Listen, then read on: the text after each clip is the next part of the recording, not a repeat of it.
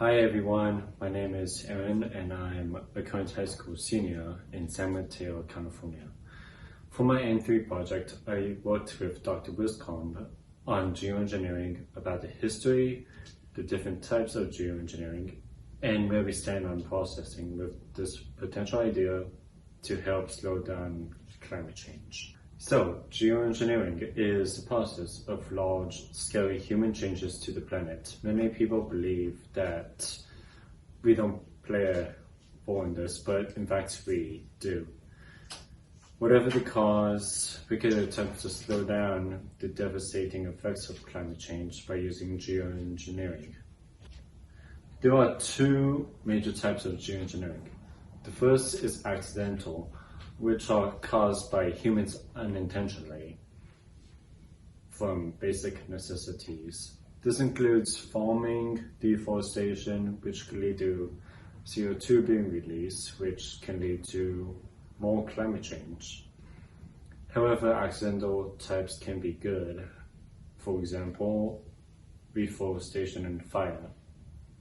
The second type of geoengineering are done intentionally by humans. This includes modifying clouds, carbon sequestration, and solar shields. However, it's important to note that just because we are intentionally experimenting with the atmosphere, it doesn't make it foolproof. The main reason why geoengineering is necessary is because climate change is out of control. According to the UNIPCC, Earth is warming up at an abnormal pace, and by 2100, will rise to over 2 degrees Celsius.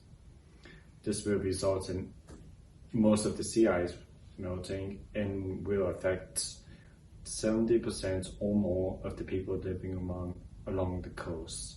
We need a global framework like the 2015 Paris Agreement. The extreme disasters like heat domes, mega wildfires, hurricanes, etc. that have been happening over the past few decades and has been intensifying over the last few years are clear signs of climate change. It is only going to get worse unless we do something. That's where geoengineering comes in. There are two current types of geoengineering that we could potentially use to help slow down climate change. We will explore solar radiation management and CO2 sequestration or carbon capture. However, we're going to focus more on the first one. So, here is a diagram of the 3 different types of solar radiation management. The main idea here is reflecting solar radiation from the sun back into space to help cool down the planet. The top one is stratospheric aerosols, which are done by flying planes that scatter sulfur dioxide to help reflect the sunlight and slightly cool down the Earth. This is done naturally by volcanoes and meteorite impacts. The second one is cirrus cloud thinning. And cirrus clouds, they can cause the greenhouse effect, which is trapping the heat from greenhouse gases, which is warming up the planet. However, people aren't going for this idea mostly because the clouds are too thin for to reflect any solar radiation. The bottom one is marine cloud brightening, and that is where we spray saltwater particles into the air, which brightens the clouds. This was discovered from shipwrecks in the 1970s. Sean Toomey of the University of Arizona discovered shipwrecks that were affecting the climate. These are clouds formed by ships. However, not all ships can do this. The military has stealth mode in this so that they can't be tracked. These clouds consist of water droplets, and the more droplets there are, the clouds are more reflective of solar radiation. In 1990, British physicist John Lantham called for geoengineering research by spraying saltwater particles to merge with low-lying clouds using specially designed ships that we will cover in the next slide. However, this is not the same as cloud seeding, which is humans making rain. The cool-looking ship to the right is a concept idea of what it could look and act like. They are named after Anton Fletter.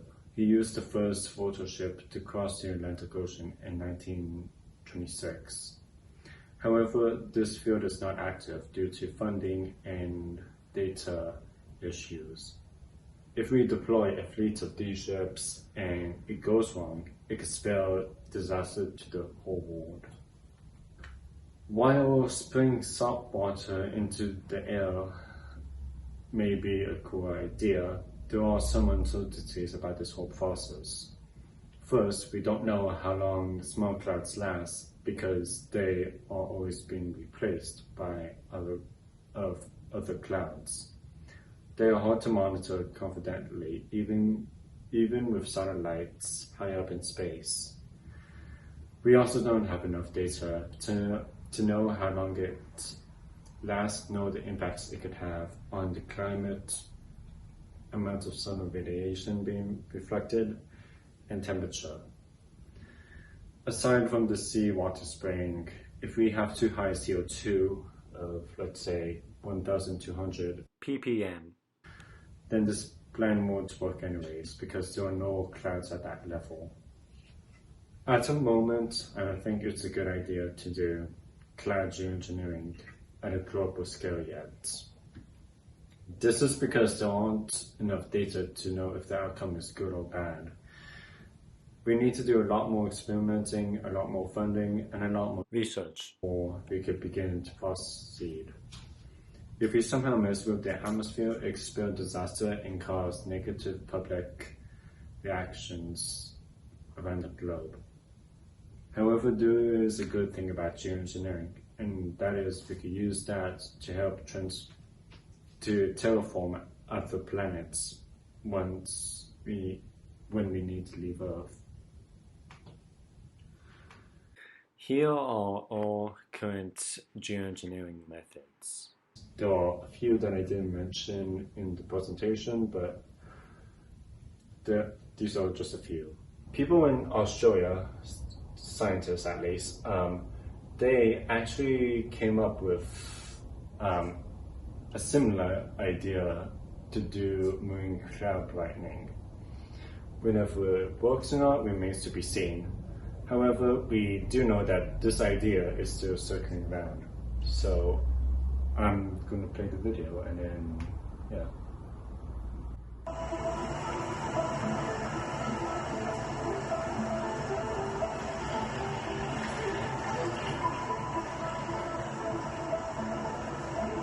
So we're out here in the Great Barrier Reef testing the cloud brightening concept. Cloud brightening concept is that maybe we can take seawater, atomize it, we just spray it out from this turbine here, and then those droplets will mix up the atmospheric boundary layer and brighten the clouds a little bit. If we could brighten the clouds just a little bit over the whole summer, then we can cool down the water enough to stop some of the coral bleaching. And there's bleaching all around us happening right now. It's the third mass bleaching event in just 5 years. The logistics for getting everything together for this experiment were huge, involving a ton of different universities. It's been really, really great actually working on something that provides a solution, and a solution that very much might actually work.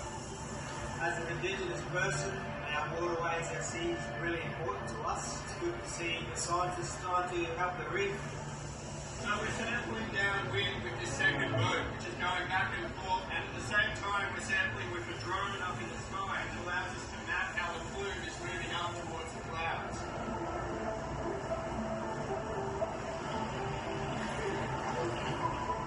So if we find out that this technology works as well as we hope, this might buy us a couple of decades, but at the same time it's absolutely essential that we reduce our emissions. If we don't do that, then the planet will keep warming and this technology Okay, so there are a few people that I want to thank. Thank you, Dr. Wiscombe, for his guidance and providing the information that I need to do this project over the last few months. Thank you, Professor Komensky, for leading the N3 program. Thank you, Dr. Riccio, for coordinating the N3 program internship. Thank you, Dr. Martin from ebc.org, and thank you everyone for listening to my presentation.